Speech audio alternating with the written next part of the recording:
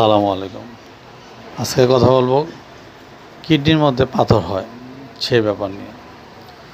তো এটা উপসর্গ তিনটা সিস্টেমে হয়।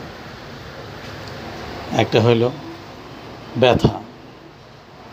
ব্যথাটা প্রচণ্ড হইতে পারে, তীব্র হইতে পারে, তীব্র থেকে তীব্র হতে পারে, আবার নাও হতে পারে, আবার হালকা হতে পারে। ব্যথাটা কিডনিতে সম্ভবত না, কিডনিতে সাধারণত পেছনের সাইডে হয়। তো এই ব্যথাটা সামনের দিকে, পাঁজর থেকে সামনের দিকে পেটের মধ্যে হয়। তখন অনেক সময় পেটের মধ্যে প্রচণ্ড ব্যথা হয়, বালি চাপা দিয়ে মানুষ থাকে। আবার ব্যথাটা কি হয়, প্রস্রাবের জায়গা পর্যন্ত চলে আসে। আবার ব্যথাটা কি হয়, পায়ের থাই পর্যন্ত চলে যায়।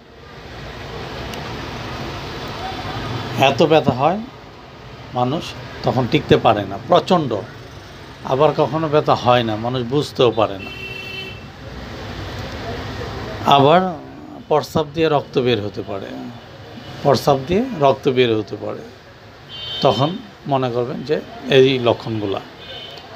আবার প্রচণ্ড জ্বর হতে পারে, জ্বরের সাথে ব্যথা হতে পারে, প্রচণ্ড জ্বর হতে পারে, জ্বরের সাথে ব্যথা হতে পারে। তখন ডাক্তার শরণাপন্ন হবেন।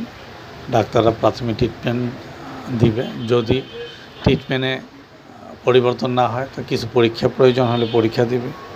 আর পরীক্ষাগুলো ডাক্তাররাই ভালো বোঝে। তারপর আমি যেগুলো বলি, আপনার আলট্রাসোনোগ্রাম, ইউরিন, কেওবি, আলট্রাসোনোগ্রাম, অ্যাসক্রিয়েটিং, তারপর আবার স্পেশাল আছে কিছু সিটি স্ক্যান। এগুলো করার পরে নির্দিষ্ট করে তারপরে এগুলোর অপারেশন বা ব্যবস্থা নেওয়া হয়। তো মনে রাখতে হবে যে কিডনির উপসর্গ তিনটাই হতে পারে, আবার কখনো দুইটা হতে পারে, কখনো একটা হতে পারে।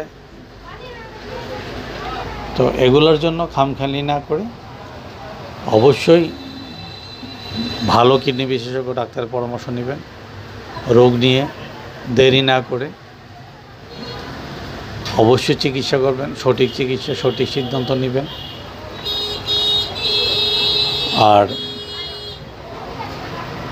অবশ্যই সেই ডাক্তারটা হবে কিডনি বিশেষজ্ঞ বা ইউরোলজিস্ট।